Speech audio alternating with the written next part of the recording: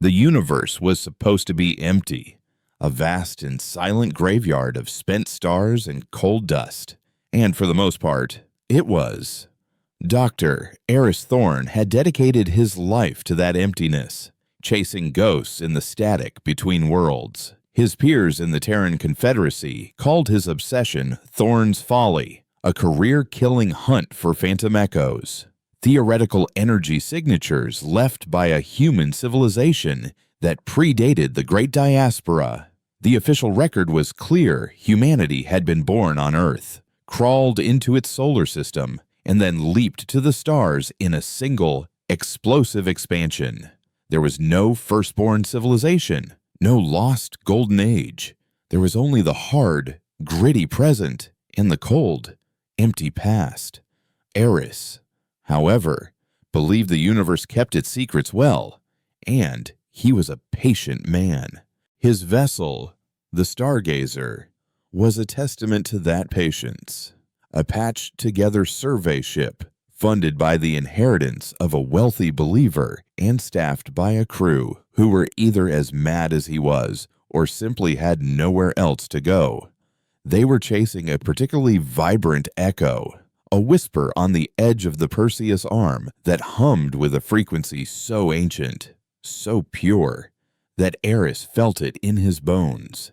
It had led them to a system designated only by a string of numbers, a forgotten red dwarf star whose meager light barely warmed the void. His first mate, Lena Petrova, stood beside him on the bridge, her arms crossed, her face a mask of professional skepticism. She was a former Confederacy officer who had seen too much combat to believe in fairy tales, but she was loyal, and she ran the Stargazer with an efficiency that bordered on artistry. 3 weeks we've been chasing this signal, Eris, she said, her voice low and even. The fuel is low, the crew is restless, and all we've found is another dead rock. The dead rock in question filled the main viewport, a rogue planet captured by the red dwarf's weak gravity. It was a behemoth of ice and stone, unremarkable in every way except for the fact that the echo was screaming from its core. "It's not a rock, Lena," Eris whispered, his eyes wide with a feverish intensity as he studied the deep-range scans. "The mass is wrong. The density is uniform. It's manufactured." Lena sighed, a sound of weary resignation. "Everything looks manufactured to you. You once told me a nebula looked like it had been intelligently designed. It's a rogue planet, a chunk of cosmic debris. The signal is a geological anomaly, a freak resonance from its metallic core." But Eris was no longer listening. He was pointing a trembling finger at a secondary screen. "There, look at the gravimetric reading. It's not just uniform, it's layered. The outer crust is kilometers thick, but it's a shell. Beneath it, there's a void, and then another shell, and another. It's a Matryoshka doll, the size of a moon." He ran a diagnostic, his fingers flying across the console. The computer churned through the data, trying to reconcile the impossible readings. Finally, a single word flashed on the screen: artificial. Lena's skepticism finally cracked, her eyes widening as she stared at the display. By the stars! The object they had mistaken for a planet was a construct. A sphere so vast and so perfectly camouflaged by its icy crust that it had drifted through the galaxy for untold eons, utterly undetected. It was a relic from a civilization that could build on a scale humanity could barely comprehend. It was proof. Everything Eris had ever believed, every paper he'd published that had been met with ridicule, was sitting right in front of them. "Take us closer," he breathed, his voice filled with an awe that bordered on religious reverence. "Slow and easy." The Stargazer crept forward, its sensors painting a more detailed picture of the colossal artifact. It wasn't just a sphere, its surface was etched with lines, continent-sized patterns that suggested seams or panels, all buried beneath a crust of ice and rock accumulated over millions of years. It was silent, dark, and radiated a cold that seemed to seep into the very soul of the ship. As they drew within 100,000 kilometers, an alarm blared through the bridge. Unidentified vessel approaching. Fast. Lena snapped into her old command persona. High energy signature. Vector is aggressive. They're coming straight for us. On the screen, a ship materialized. A brutalist wedge of scarred metal and oversized engines. It was a Vulture-class Marauder, the kind favored by scavenger guilds that prowled the outer fringes. They were pirates, but worse. They stripped derelicts and ancient ruins bare, melting down history for a quick profit. The Vultures of the Void. A comms channel crackled open, broadcasting a voice that sounded like gravel grinding in a rusty machine. Little ship, you are trespassing on our claim. Power down your engines and prepare to be boarded. That big ball is ours. We've been tracking its whispers for a year. Eris felt a cold dread wash over him. To have come so far, to have found the holy grail of xenoarchaeology, only to have it stolen by a pack of hyenas. Lena, get us out of here, he said, his voice tight. They can have the ship. We have to protect the data. But Lena was shaking her head, her eyes fixed on the tactical display. We can't. Their engines are twice as powerful. They'll cut us to pieces before we can even turn around. The Vulture ship fired a warning shot, a lance of plasma that sizzled past the Stargazer's port side, close enough to make the hull groan. The next one wouldn't be a warning. Desperation clawed at Eris. He looked from the approaching scavenger to the silent, moon-sized artifact. There was no choice. It was insane. A suicidal gamble. But it was the only move left. Take us toward the sphere, he ordered. Lena stared at him as if he'd lost his mind. What? We'll crash. We don't know what it is, what defenses it has, and we'll be vaporized if we stay here. Eris countered, his voice rising. It's our only chance. Maybe it will recognize us. Maybe it will. He didn't know how to finish the sentence. He was running on pure faith. Lena hesitated for a fraction of a second. Then her hands flew across the navigation console. Hold on. The Stargazer lurched, its engine screaming as it dove toward the surface of the colossal sphere. The Vulture ship gave chase, firing its main cannons. Beams of energy slammed into their wake, the ship rattling with the near misses. The surface of the artifact loomed, a landscape of frozen plains and mountains of ancient ice. They were going to impact in less than a minute. Brace for collision, Lena yelled. Eris closed his eyes, his heart pounding a frantic rhythm against his ribs. This was it, a fool's end for a fool's quest. But the impact never came. Instead, a strange resonance filled the air, a low hum that vibrated through the deck plates. Outside, the surface of the sphere began to glow with a soft, blue light. The intricate lines etched into its crust illuminated, revealing themselves as channels of immense power. The Vulture ship, right on their tail, suddenly convulsed. There was no explosion, no flash of light. The Marauder simply unraveled. Its hull seemed to lose coherence, the atoms of its structure drifting apart like smoke in the wind. Metal plates dissolved into shimmering dust. Energy systems flickered and vanished, and in a matter of seconds, the entire ship was gone, erased from existence by a force they couldn't even see. The Stargazer shuddered as a tractor beam, gentle but irresistibly firm, locked onto their hull. A section of the sphere's icy surface melted away with impossible speed, revealing a dark, yawning opening beneath. They were being pulled inside. The portal sealed behind them, plunging them into absolute darkness and silence. Then, lights flickered on, soft and indirect, revealing a docking bay so vast it could have held a small city. The scale was dizzying, built for giants. Their ship, which had felt like a home, now seemed like a child's toy. The gravity generators of the artifact took hold, a smooth transition that settled the stargazer onto a massive docking cradle with a soft clang.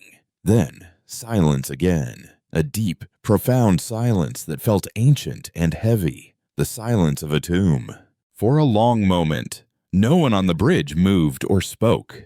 They had been saved by a ghost, a machine that had wiped a marauder from reality without firing a single shot. "Internal atmospheric pressure is stable," Lena reported, her voice a hushed whisper. "Air is breathable. Nitrogen, oxygen. Standard human mix." Eris felt a thrill that eclipsed his fear. It was waiting. It knew we were human. Ignoring Lena's protest to wait for proper analysis, Eris ordered the boarding ramp lowered. He had to see, had to feel this place for himself. He grabbed a scanner and a torch, stepping out of the stargazer and onto the floor of the ancient hangar. The air was cold and sterile, carrying the faint, metallic scent of ozone and dust. Millennia of fine, gray dust coated every surface, softening the edges of towering structures and silent, monolithic machines that stood like sleeping sentinels. It was a city, utterly silent and abandoned, preserved in the sterile dark. With Lena and a small security team at his back, Eris ventured deeper into the ghostly metropolis. Walkways of unknown metal crisscrossed canyons of silent architecture. There were no bodies, no signs of struggle, just an overwhelming sense of emptiness, of a people who had simply vanished. They found a central plaza, and at its heart, a single, glowing console. It was the only thing in the entire city that seemed to be active.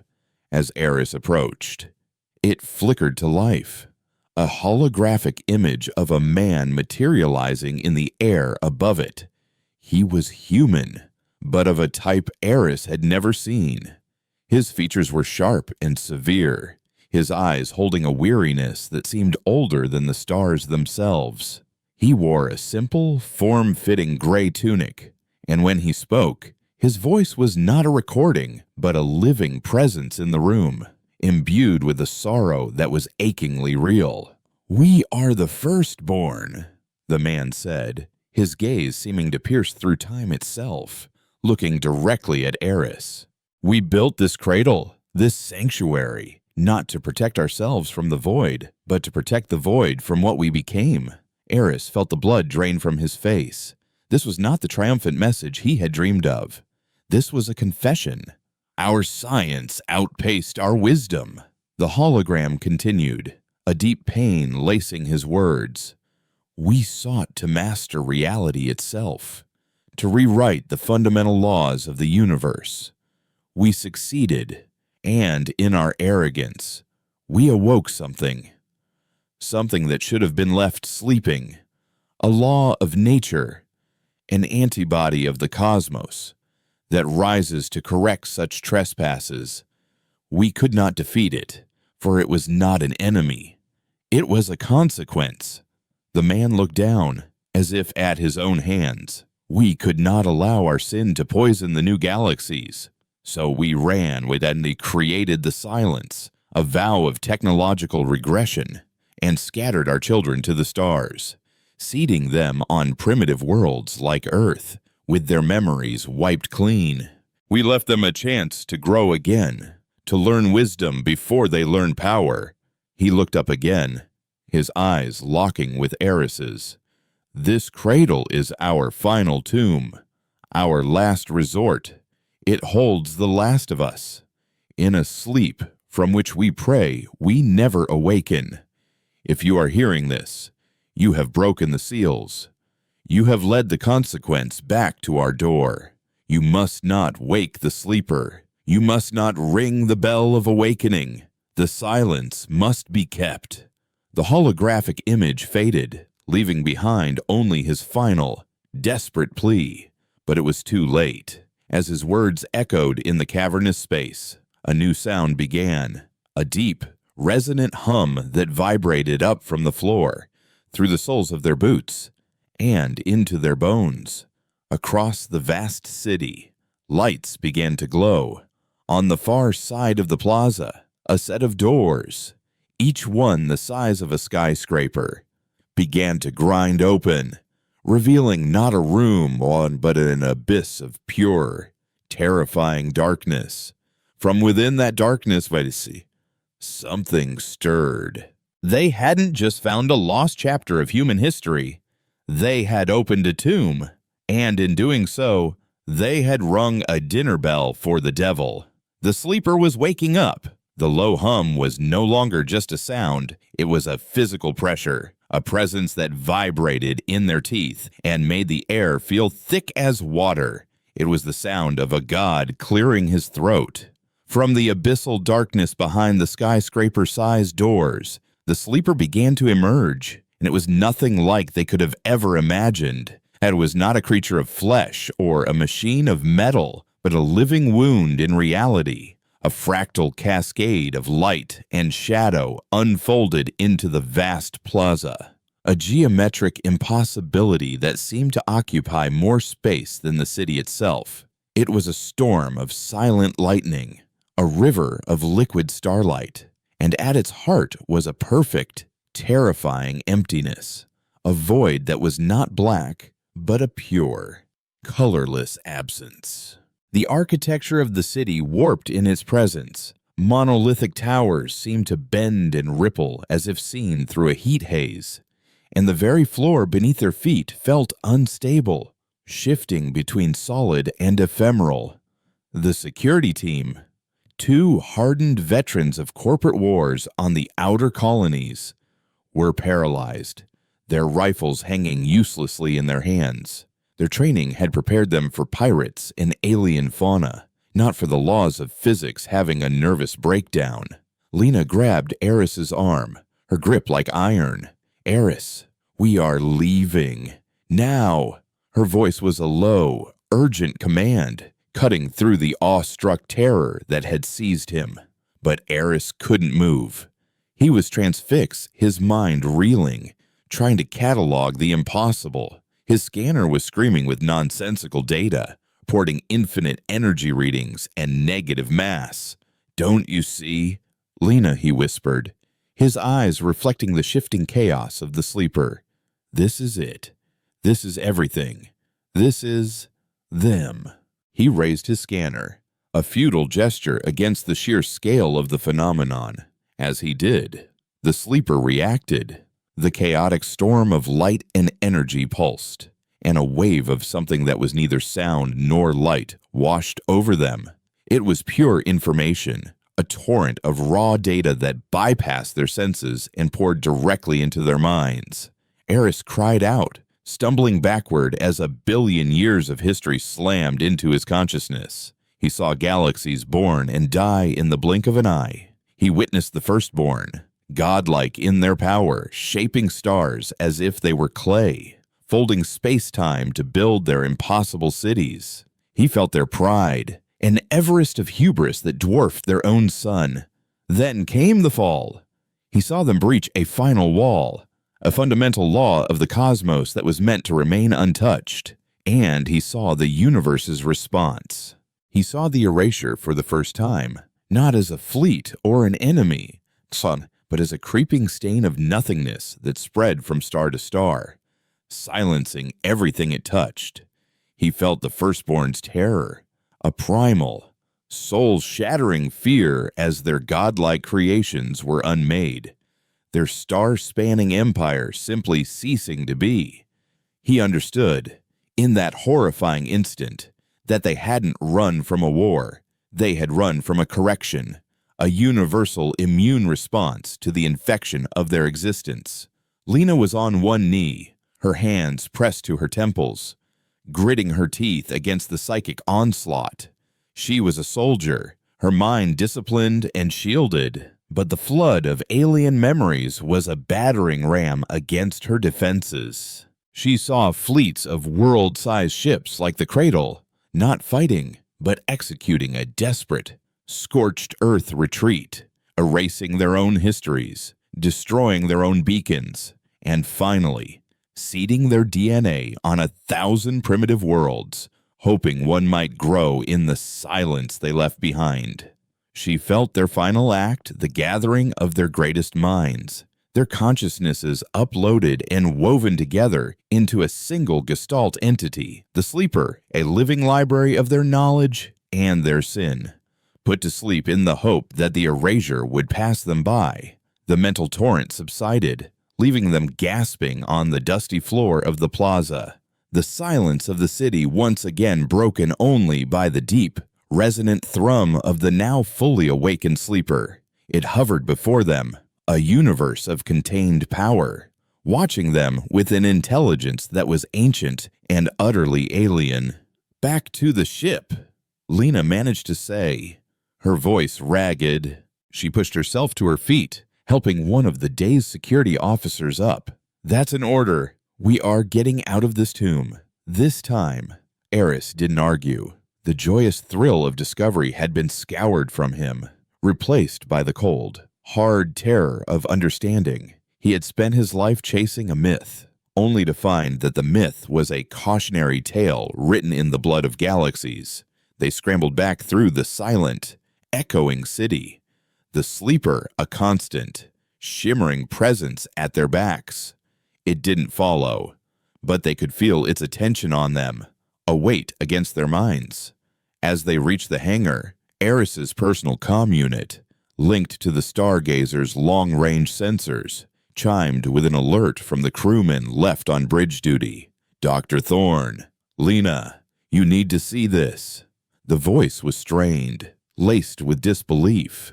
"The star charts. They're wrong."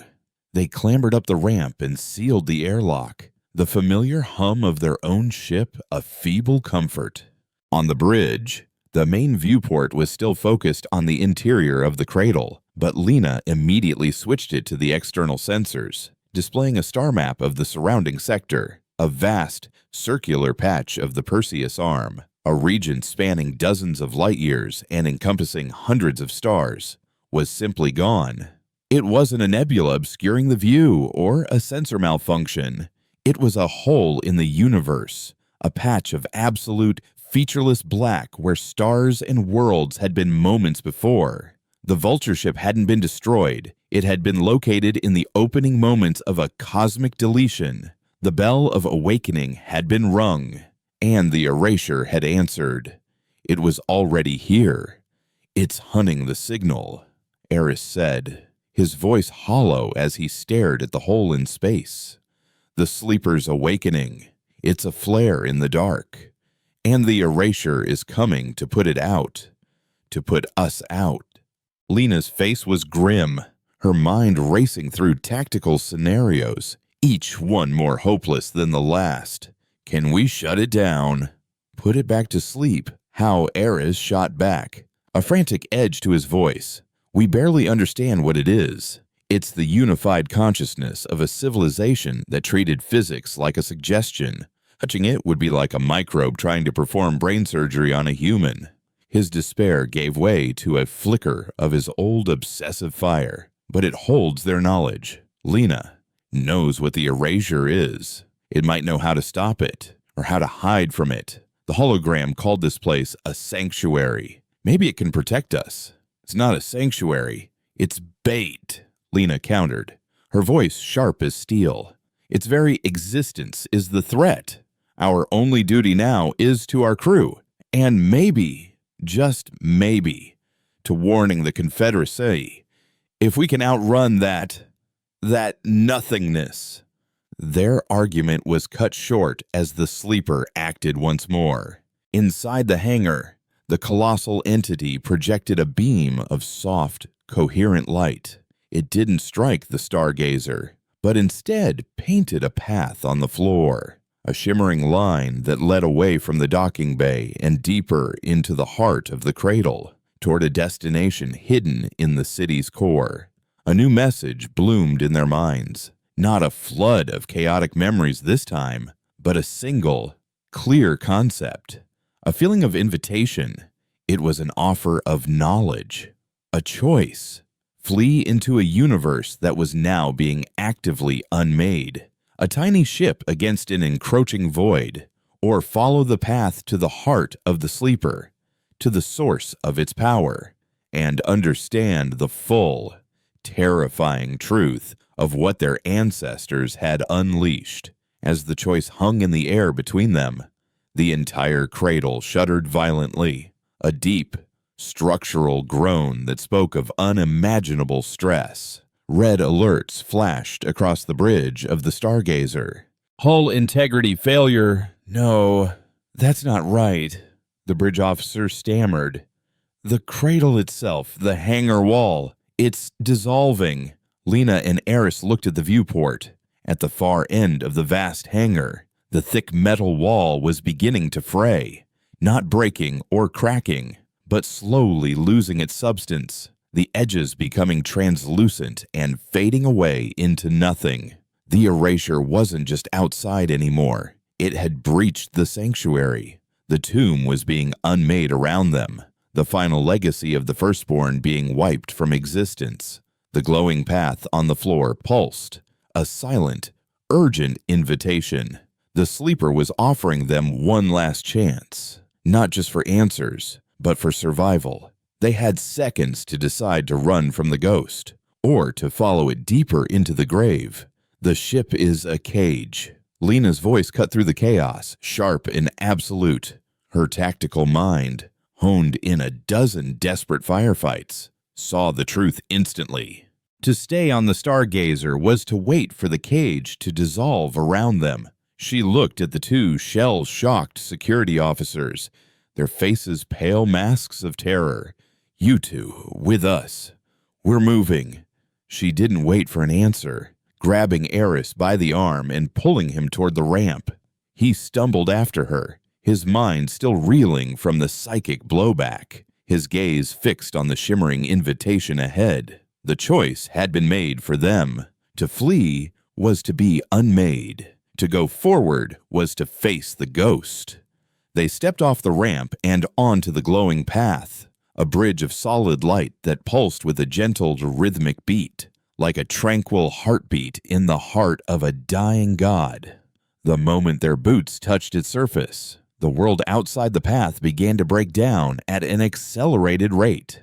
The monolithic architecture of the firstborn city, which had stood silent for millions of years, had began to lose its integrity. A towering spire to their left thinned like smoke, its sharp lines blurring before it vanished entirely, leaving a gaping hole in the hangar ceiling through which they could see not the icy crust of the cradle, but the encroaching, starless void of the erasure. Gravity became a suggestion rather than a law.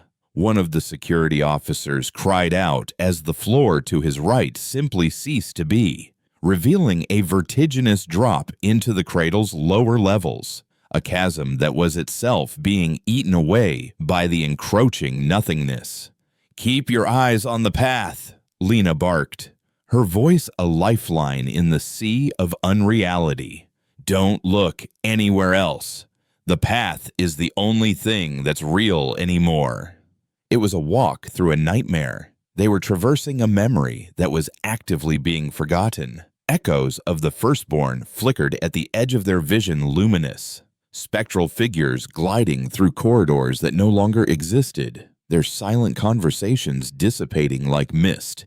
The air crackled with the static of dissolving information, the sound of a universe being unplugged.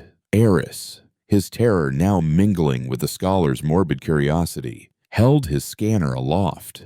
It was useless, its screen a cascade of error messages, but it was a comfort, a familiar ritual in the face of the incomprehensible. He could feel the erasure now, not as a presence, but as an absence. It was a vacuum that pulled at thought, at memory, at the very concept of being. He understood with sickening clarity that it wouldn't kill them. It would make it so they had never been born at all. The glowing path led them through the unraveling city for what felt like an eternity, down into the machine's core. The humming of the sleeper grew louder, more defined, resolving into a complex harmony of crystalline chimes and deep, resonant tones. They arrived in a cavern so vast it seemed to have its own horizon. The walls were a living lattice of light, and at the center, suspended in a perfect sphere of gravitational distortion, was the heart of the sleeper. It was a miniature galaxy, a swirling nexus of countless points of light, each one a soul, a memory, a single consciousness from the lost firstborn civilization, all woven together into one gestalt entity. This was not a machine. It was a pantheon. As they stepped into the chamber, the path dissolved behind them, leaving them on a solid platform before the swirling sphere of souls. The voice of the sleeper filled their minds, no longer an assault or a simple invitation, but a clear, articulate stream of thought, laced with a weariness that transcended time. You have come, the last children of the silence. You rang the bell of awakening, and the correction has found our final echo. The term correction sent a chill down Eris's spine that had nothing to do with the temperature. It was so dispassionate, so final. We didn't know.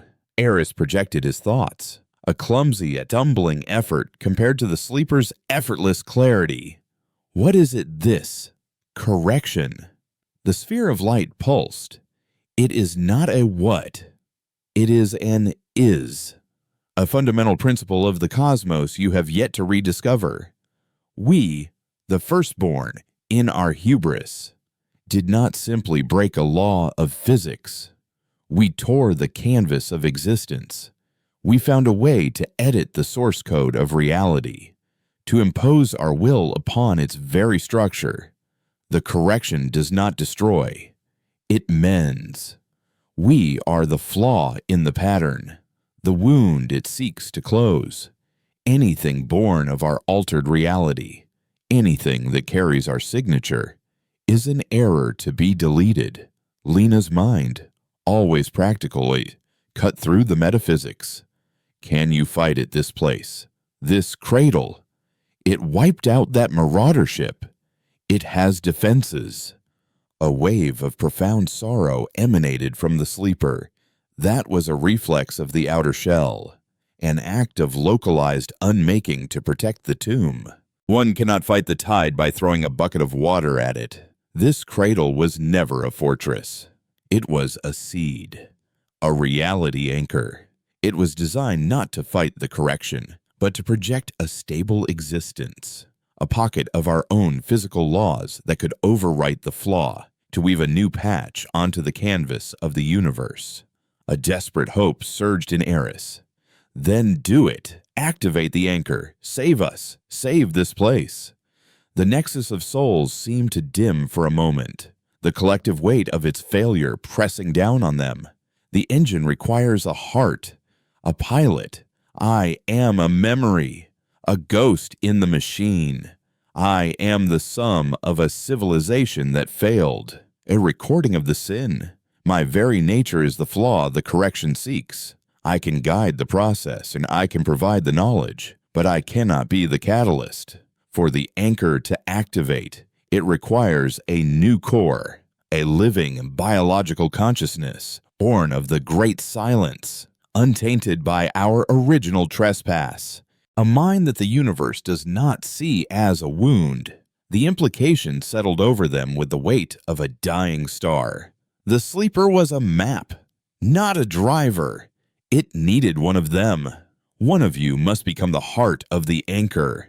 The sleeper's voice was soft, mournful, but resolute. You would not die. You would become more. Your consciousness would be the loom upon which a new reality is woven, anchored here in this sanctuary. You would become the foundation of a new world, shielded from the mend, but your individuality, your sense of self, would be the thread consumed in the weaving. It is a sacrifice of the self for the sake of the whole.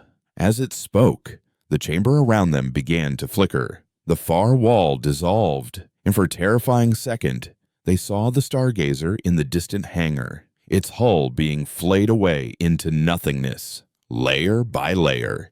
The erasure was no longer at the gates. It was in the room. The two security officers screamed, their bodies beginning to shimmer, their forms losing coherence. They faded like after images, their terror-filled cries silenced as they were edited from existence.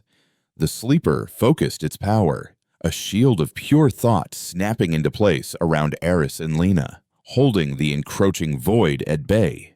The shield buckled, cracking under the immense pressure. They had seconds, not minutes. The choice must be made. The sleeper's final thought pressed into them, urgent and final. One must become the heart, the anchor, or your new humanity will fall to the same silence that took us. Who will be the seed from which a future grows? Aris and Lena stood on the precipice of oblivion, the universe unraveling around them. They looked at each other, and in that shared gaze lay the fate of not just themselves, but of a species that had no idea it was standing on the edge of extinction. The scholar who had sought the past, and the soldier who had fought for the future. One of them would have to become the bridge between the two, at the cost of everything they were. The choice was not a choice at all. It was a foregone conclusion, an equation that had been solved the moment the sleeper spoke. Eris was a man of the mind, a seeker of truths hidden in the static of the past.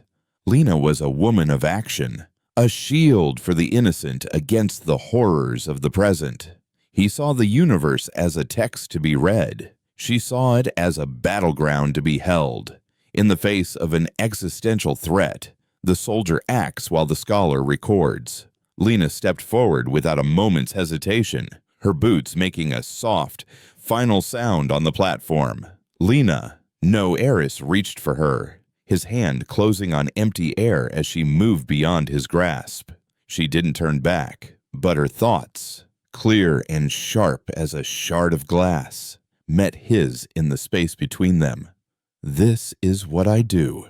Aris, I hold the line. You were right all along. You found them. Now it's your job to understand them, to make sure this sacrifice means something. Don't let them be forgotten again. Her voice, projected into his mind, was calm, resolute, stripped of all fear. It was the voice of a commander giving her last order.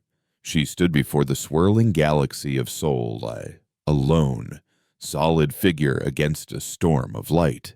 I'll do it, she thought, directing the full force of her will at the sleeper. I am the heart. Tell me what I must do. The sleeper responded with a wave of solemn gratitude. You are a worthy heir to a legacy you never knew. You must open yourself. Let go of the boundaries of self. Do not fight the integration. Become one with the cradle. Become the anchor, a tendril of pure light, no thicker than a human hair, extended from the nexus of souls and touched Lena's forehead. Her body went rigid, a silent gasp escaping her lips. Her eyes, fixed on some point beyond the unraveling chamber, widened as the full, unfiltered knowledge of the firstborn poured into her. She saw the birth of their science, the arrogance of their power, the terrifying moment of their trespass. She felt the chill of the correction as it hunted them across the cosmos. She understood the desperate, final calculus that led to the Great Silence and the creation of the cradle. She wasn't just seeing their history, she was becoming it. Eris watched in horrified awe as Lena began to change. Her physical form started to glow with a soft, internal luminescence. The light grew brighter, a golden aura that pushed back against the encroaching void of the erasure. The shield around Eris stabilized, the fractures in its surface healing as Lena's consciousness began to merge with the cradle's ancient systems. She was no longer just a woman, she was a nexus, a living conduit for a power that could rewrite reality. He could feel her presence in his mind, not as thoughts or word, but as a vast, expanding awareness. He felt her pain as her individual memories, her childhood on a harsh frontier world, her years in the Confederacy fleet, the face of her lost brother, were cataloged, absorbed, and then dissolved into the greater whole. He felt the agony of her ego death, the terrifying and then strangely peaceful sensation of the I becoming we, Eris. Her final, individual thought was a whisper in the storm. Tell them. We held the line. Then she was gone. The woman named Lena Petrova ceased to exist. In her place, a new star was born. The golden light that had been her body erupted outward, a controlled supernova that slammed into the walls of the chamber. But it didn't destroy. It created. The unraveling walls solidified. The encroaching nothingness was not just halted, but reversed. Where there had been a void, new matter bloomed into existence, gleaming, pearlescent alloys and crystalline structures that hummed with contained power. The entire chamber was being rebuilt, reinforced, woven into a new, stronger reality with Lena's consciousness as its central operating system. The anchor was online. The sphere of firstborn souls, their long vigil finally over, began to dim. Their purpose was fulfilled. She is the future now, the sleeper's final.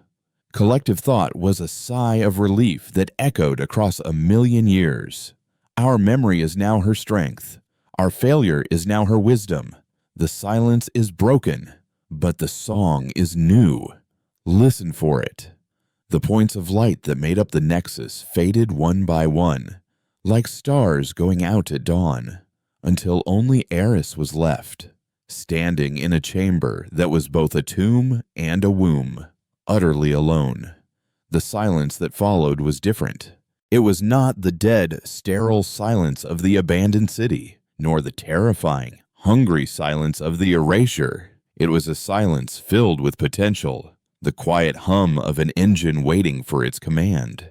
Eris felt Lena's presence all around him, not as a ghost, but as the very fabric of the room, in the soft glow of the walls, in the stable hum of the gravity plates beneath his feet. He reached out and touched a wall, and for a fleeting moment, he felt a warmth, a flicker of recognition, a faint echo of the woman he had known. A new path of light formed at his feet, leading him out of the heart of the cradle and back toward the surface. He walked in a daze, his grief a cold, heavy stone in his chest and warring with the overwhelming awe of what he had witnessed. He passed through a city that was no longer decaying but renewing itself. Dormant systems flickered to life. Dust, ancient and gray, was atomized by unseen energy fields, revealing the pristine, gleaming metal beneath. The cradle was healing, being reborn around its new heart. When he reached the hangar, he found the stargazer fully intact, resting on its cradle as if nothing had happened. The hole in the hangar wall was gone, replaced by a seamless, solid surface. The tomb had become a fortress. He boarded his ship, the familiar metallic tang of its recycled air a strange comfort. He walked to the bridge and stood before the viewport. "Show me the outside," he whispered, not knowing who he was talking to, the ship's computer, himself, or the ghost of his friend. The viewport shimmered, displaying the space beyond the cradle, the horrifying patch of black. The hole in the universe was still there, a stark reminder of the threat, but it was no longer growing. At its edges, a faint, golden nebula was blooming, a luminous barrier where the reality projected by the cradle met the unmaking force of the correction. The anchor was holding. Lena was holding. For now. He sank into his command chair, the adrenaline and terror of the past few hours leaving him hollowed out, exhausted to his very soul. He had found his lost civilization. He had proven the myths were true. He had stared into the abyss and survived. And he had lost the best person he had ever known to a sacrifice that no one else in the universe would ever understand. He was alone, adrift in a resurrected sanctuary, the sole custodian of a secret that could shatter the Terran Confederacy and every other civilization that had grown up in the long, quiet lie of the Great Silence. What now could he go back? Could he warn them? What would they even believe? As if in answer. The main console on the bridge chimed, a sound it hadn't made before. A new file had been uploaded directly into the ship's mainframe, bypassing all firewalls and security protocols. It was a star chart, but not one he recognized. It was a map of the cradle itself, revealing its hidden systems, its dormant capabilities, its power sources that could crack planets. And there was more. It showed pathways, stable routes through the void, leading to other cradles, other secret sanctuaries of the firstborn, each one a silent, sleeping echo of the lost empire. At the bottom of the star chart was a single line of text, written in Lena's precise, no-nonsense syntax, a final message from the heart of the machine. The line must be held everywhere. Eris, go. Awaken the others. The silence is over. The war has just begun. The silence in the Stargazer's bridge was a living thing, thick with the weight of Lena's final command. Eris stared at the star chart, a map of ghosts, a legacy of secrets. For days, he did nothing. He ate ration packs without tasting them, slept in fugue states filled with swirling galaxies and the faint, fading echo of a soldier's sacrifice. Grief was a gravity well, pulling him into a dark, dense point of inaction. He was a scholar, the man of theory and dust. What was he supposed to do with a war the cradle? Now Lena was a silent sentinel, maintaining its golden barrier against the void. A constant, humming reminder of her final moments. She was holding the line, and he was hiding behind it. The change came on the 5th day. He was reviewing the data he had managed to download before the sleeper's awakening, the faint, ghostly energy signatures of the phantom echoes. Cross-referencing them with the new star chart Lena had given him, a pattern emerged. The echoes he had been chasing for decades were not random. They were breadcrumbs, faint, carefully modulated signals broadcast from the other cradles, designed to be detectable only by those who knew exactly what to listen for. The firstborn had not just hidden their children, they had left them a map home, a map that only a fool or a fanatic would ever be obsessed enough to follow, a map that had led him here. It was not an accident. It was an inheritance. A cold resolve began to crystallize in the void of his grief. Lena had sacrificed herself to buy them a future. Wasting that gift would be the ultimate betrayal. He was Dr. Eris Thorne, the fool who chased ghosts. Now, he would become the man who gave those ghosts a voice.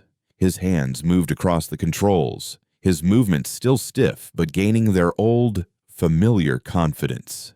He plotted a course for the nearest of the hidden cradles, a system designated Sanctuary Beta on Lena's map, located in a dense, unexplored nebula that had always been dismissed by Confederacy surveyors as a navigational hazard. It was the perfect hiding place. He opened a channel to the cradle, a direct interface that had appeared on his console. "Lena, I'm leaving now," he said, his voice raw. I'm going to do what you said. I'll awaken the others. There was no verbal response, but he felt a pulse of warmth from the station, a wave of pure, focused intent. Go, it seemed to say. I will hold this ground. I will be the shield. With a final look at the golden nebula holding back the end of the universe, Eris turned the stargazer around and eased it out of the hangar that had been both his salvation and his damnation. The journey to Sanctuary Beta was a tense, lonely affair. He was flying through a universe that felt fundamentally different, its familiar emptiness now charged with a terrifying new context. Every star, every planet, felt fragile, a temporary construct in a reality that could be unmade at any moment. He was a man carrying a lit match in a galaxy made of paper, and he had no idea if he was bringing salvation or starting a fire. When he arrived, he found a world much like the first, a massive, ice-encrusted sphere in orbit around a dying star. This cradle, however, felt different. It was colder, its energy signature more deeply dormant. Following the protocols he now understood, he broadcast a simple Zeton human identification code. For a long, heart-stopping moment, there was nothing. Then, slowly, the ancient machine awoke. A docking bay opened, and he guided the stargazer inside. The interior of Sanctuary Beta was a mirror of the first, a vast, silent city of sleeping giants. But there was no sleeper here, no Gestalt consciousness waiting to be awakened. Instead, at the heart of the city, he found a cryo chamber, a vault of immense scale. Inside, suspended in shimmering fields of chronostatic energy, were millions of bodies. The firstborn. They were not recordings or ghosts. They were flesh and blood, preserved at the very moment of their retreat, waiting for a signal that it was safe to return. Activating this cradle was a different kind of challenge. It didn't need a heart, it needed a key.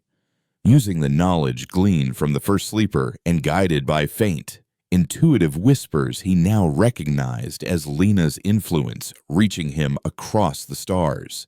He navigated the city's control systems. He was the key. His DNA, his very biology, born of the Great Silence, was the command code. As he interfaced with the central console, the cradle recognized him as a legitimate heir. A child returned. The cryopods began to hum, their stasis fields slowly disengaging. The firstborn were waking up. The first to emerge was their leader, a woman named Lyra. She was tall and severe, with eyes that held the wisdom and weariness of an age that had seen the universe bend.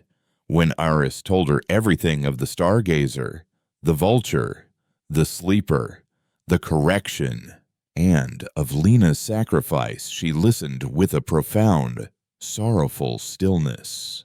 There was no shock, only a deep but resonant grief for a future they had tried so desperately to prevent. "The bell has been rung," she said, her voice the first to be heard in that city for millions of years. "The correction has found us again.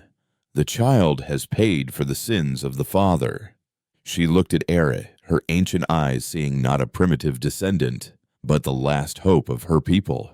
"You have brought us back to a war we fled, but you have also brought us a weapon we never possessed, a reality born of the silence, a mind that can anchor us against the void." News of the new anchor, of Lena, spread through the reawakening firstborn like a current of hope.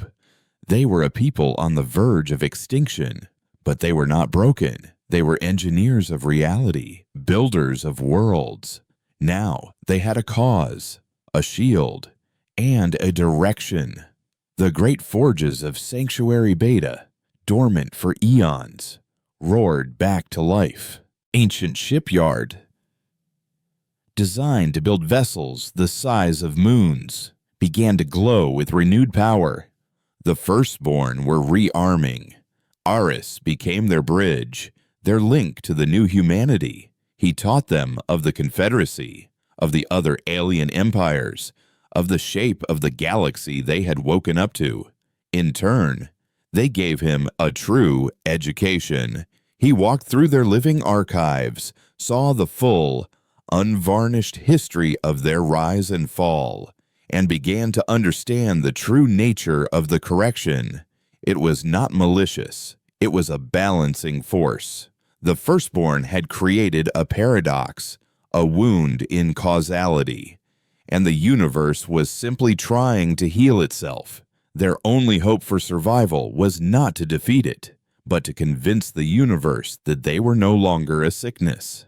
Guided by Lena's map and with Eris as their ambassador, the reawakened fleet of the firstborn began to move. They traveled to the other cradles, awakening the last remnants of their civilization. Some held sleepers, others held armies.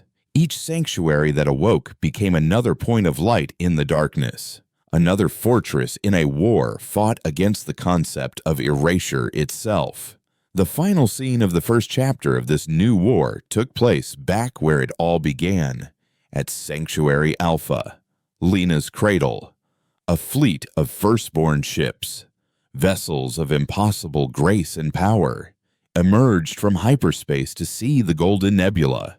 Still holding strong, they had come to reinforce their new god. With the combined power of the awakened cradles, they began to strengthen the anchor, expanding its influence, weaving a larger patch of stable reality.